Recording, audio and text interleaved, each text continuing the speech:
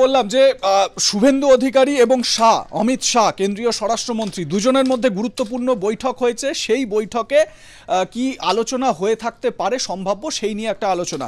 দেখুন, এটা খুব স্পষ্ট, বাংলাদেশ থেকে আসা, বাংলাদেশ, আফগানিস্তান, পাকিস্তান, এই সমস্ত দেশগুলো থেকে আসা অমুসলিম যে সমস্ত ধর্মীয় ভাবে নিপীড়িত মানুষ রয়েছেন, যেরকম হিন্দু, শিখ, খ্রিস্টান, জৈন, বুদ্ধিস্ট, এই সমস্ত ধর্মাবলম্বী মানুষদেরকে ভারতের নাগরিকত্ব দেওয়া হবে সিএএ এর আন্ডারে। সিএএ ভারতের একটা আইন, এবং এর জন্য বিশেষত প্রযোজ্য, আমাদের পশ্চিমবঙ্গের দিকে যদি তাকিয়ে আমরা কথা বলি, তাহলে বিশেষভাবে প্রযোজ্য কিন্তু বাংলাদেশ থেকে আগত যে সমস্ত হিন্দু শরণার্থীরা রয়েছেন। মানে বিজেপির তরফ থেকে, কেন্দ্রীয় সরকারের তরফ থেকে এটা স্পষ্ট করা হচ্ছে যে হিন্দু যারা আসছেন তারা শরণার্থী। তাহলে বাদ যদি দিতে হয়, তাহলে কাদের বাদ দিতে হবে? বাদ দিতে হলে বাংলাদেশ বা অন্যান্য যেই জায়গাগুলো থেকে আগত যে মুসলিম জনসংখ্যার মানুষ রয়েছেন তাদেরকে বাদ দিতে হবে।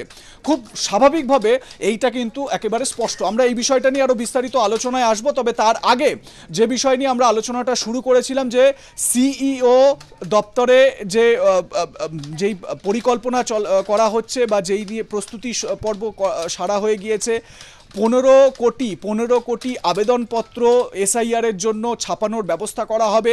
আরও একবার আমাদের দর্শকদের সামনে তুলে ধরবেন সুজয়, আরও একবার যারা এই মুহূর্তে আমাদের লাইভ ডিসকাশন দেখতে শুরু করলেন তাদের জন্য এই পুরো প্রসেসটা একটু যদি ব্রিফ করে দাও।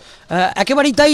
নির্বাচন কমিশনের তরফ থেকে ইতিমধ্যেই বলা যেতে পারে জেলার সমস্ত যারা নির্বাচন আধিকারিক আছে তাদের সঙ্গে একটি দীর্ঘ বৈঠক করলেন সিইও মনোজ আগরওয়াল, এবং একদম স্পষ্ট করে বলে দেওয়া হলো যে এসআইআর নিয়ে সব রকম প্রস্তুতি তাদেরকে সেরে ফেলতে হবে, এবং এই 15 কোটি যে ফর্ম ছাপবে নির্বাচন কমিশন, তার জন্যে বাড়তি যে সতর্কতা, সেই সতর্কতা অবলম্বন করতে হবে। এবং বুথ লেভেল অফিসাররা তারা এই যে এই ফর্ম নিয়ে একেবারে প্রত্যেকের বাড়িতে পৌঁছে যাবে, এবং 2টি করে এই ফর্ম দেয়া হবে। একটি ফর্ম যিনি ভোটার থাকবে তার কাছে একটি ফর্ম থাকবে, আরেকটি ফর্ম নির্বাচন কমিশনের অফিসে চলে যাবে। তো একদম নির্বাচন কমিশনের পক্ষ থেকে এই স্পষ্ট যে গাইডলাইন সেটা কিন্তু ইতিমধ্যেই জানিয়ে দেওয়া হলো। মানে আমরা যখন ছোটবেলায় অঙ্ক করতাম সেই সময় শতসিদ্ধ বলে একটা ব্যাপার ছিল, প্রথম থেকে অঙ্ক স্টার্ট করার পর আবার শেষ থেকে একবার অঙ্ক মিলিয়ে নেওয়ার ব্যাপার। এই দুবার করে যে ফর্ম, সেটাও কি অনেকটা সেই শতসিদ্ধের মতন? মানে বিএলওর কাছে যে থাকবে যেই ডকুমেন্টটা, এবং যেই ভোটার তিনি নিজের সম্পর্কে বা নিজের পরিবারের সম্পর্কে যেই ডেটা দিয়েছেন, যেই তথ্য দিয়েছেন, সেটা আক্ষরিক অর্থে মিলছে কিনা দুটো, সেইটা কি খতিয়ে দেখার জন্যই এই ডাবল ফর্ম ছাপানো? হ্যাঁ, একেবারেই তাই। অবশ্যই সেটা খতিয়ে দেখার জন্য, এবং নির্বাচন কমিশনের একদম স্পষ্ট বক্তব্য, যারা এই এসআইআর প্রক্রিয়াটা সম্পূর্ণ করবে আগামী দিনে তাদের আইডেন্টিফাই করার জন্যে বা তাদের কাছে এই ফর্মটা রাখাটা জরুরি।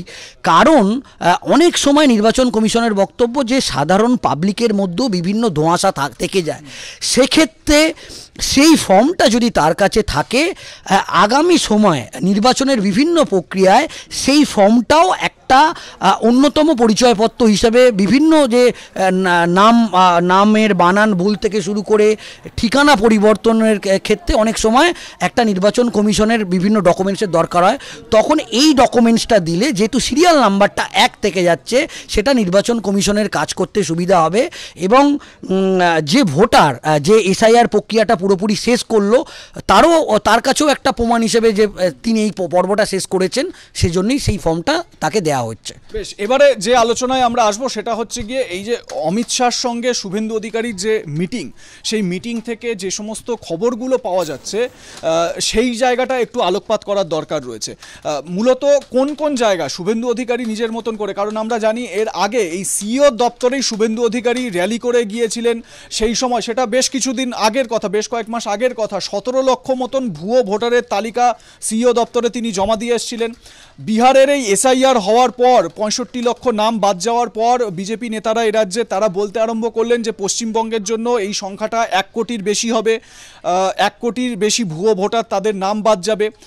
এইবারে ঠিক কোন কোন জায়গাগুলোর ওপর গুরুত্ব দেওয়া হয়েছে, মানে অমিত শাহর কাছে ঠিক কি কি রিপোর্ট শুভেন্দু অধিকারী দিয়েছেন, একটু যদি বিস্তারিত ডেসক্রাইব করো। যেটা একেবারে আমরা যেটা জানতে পারছি, একেবারে স্পষ্টভাবে আমরা দেখেছি যে এসআইআর নিয়ে শুভেন্দু অধিকারী কতটা অ্যাক্টিভ। আমরা এখনো পর্যন্ত যদি দেখি সম্প্রতিকালে অন্তত 10 থেকে 12 বার তিনি নির্বাচন কমিশনে পৌঁছেছে। আমার একটা বিষয়, একটা ছবি মনে পড়ছে, লাস্ট কিছুদিন আগে শুভেন্দু অধিকারী তিনি সমস্ত বিধায়কদের নিয়ে বিধানসভা থেকে পায়ে হেঁটে নির্বাচন কমিশনের সিইও দপ্তরে তিনি পৌঁছালেন। এমনকি আমরা যেটা দেখলাম যে এই যে তিনি যেটা অভিযোগ করছেন যে প্রত্যেকটা বিধানসভা কেন্দ্রে যে একটা বড় অংশের তিনি দাবি করেছেন, তার বক্তব্য যে রোহিঙ্গা এবং বাংলাদেশি ভোটার, সেটা এখনো পর্যন্ত যে স্বচ্ছ ভোটার তালিকায় সেই রোহিঙ্গা এবং বাংলাদেশি ভোটারের নাম যুক্ত হয়ে আছে। আমি সেই ছবিটার কথা এখনো মনে পড়ছে যে সমস্ত বিজেপির বিধায়করা ছিল তারা মাথাতে বড় বড় বান্ডিল নিয়ে সেই প্রমাণ নিয়ে নির্বাচন কমিশনের দপ্তরে তিনি পৌঁছে গিয়েছিলেন। কারণ স্বপনদা, একটা বিষয় স্পষ্ট, শুভেন্দু অধিকারী এইটা বুঝতে পেরেছে যে তৃণমূল কংগ্রেস কিন্তু শেষ মুহূর্তে বলা যেতে পারে মানে গেম চেঞ্জ করে দিচ্ছে। কারণ বিজেপির যে বুথ লেভেল যে ম্যানেজমেন্টটা, সেটা এখনো পর্যন্ত তৃণমূল কংগ্রেসের মতো অত শক্তিশালী নয়। এবং এই যে প্রত্যেকটা বিধানসভা কেন্দ্রে এই যে মৃত ভোটার এবং এই যে অবৈধ ভোটার, যেটা বিরোধী দলনেতা শুভেন্দু অধিকারী দাবি করছে, এই অংশটা যদি দেখা হয়, একটা মেজর অংশর সেই ভোটটা কিন্তু তৃণমূল কংগ্রেস শেষ মুহূর্তে বুথে কিন্তু সেই ভোটটা করিয়ে দিতে পারছে, যার ফলে দেখা যাচ্ছে যে বিজেপি অনেকটাই সেই অংশে পিছিয়ে গেছে। এবং এই কথাগুলোই কিন্তু কেন্দ্রীয় স্বরাষ্ট্রমন্ত্রীকে অমিত শাহকে তিনি বলেছেন এবং তিনি বেশ কিছু ফাইল তুলে দিয়েছেন। এবং দক্ষিণ 24 পরগনা থেকে শুরু করে অন্তত 7-8টি জেলায় তিনি আইডেন্টিফাই করেছে। সেই যে আইডেন্টিফিকেশনগুলো হয়েছে, মানে শুভেন্দু অধিকারী যে ডেটাগুলো তুলে দিয়েছেন, সেটা নিয়ে আরও স্পেসিফিকভাবে আলোচনায় আসবো। তবে নরেন্দ্র মোদীর জন্মদিনে নন্দীগ্রামে নিজের বিধানসভা কেন্দ্রে তিনি এই প্রধানমন্ত্রীর জন্মদিন সেলিব্রেশনের একটা কর্মসূচির আয়োজন করেছিলেন।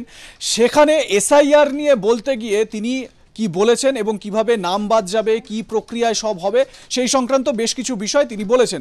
একটু শুভেন্দু অধিকারী সেই বক্তব্যটাও আপনাদের শোনাবো। एसआईआर होगा जैसे बिहार में हुआ, यहाँ होगा। इलेक्शन कमीशन का पास कॉन्स्टिट्यूशनल राइट है, वो अपने काम करेगा, कॉन्स्टिट्यूशन को मानते हुए करेगा, किसी पार्टी का कोई लीडर का इशारा में काम नहीं करेगा। आप सुन लीजिए, 13 लाख आधार होल्डर डीएक्टिवेटेड हो गया है, डेथ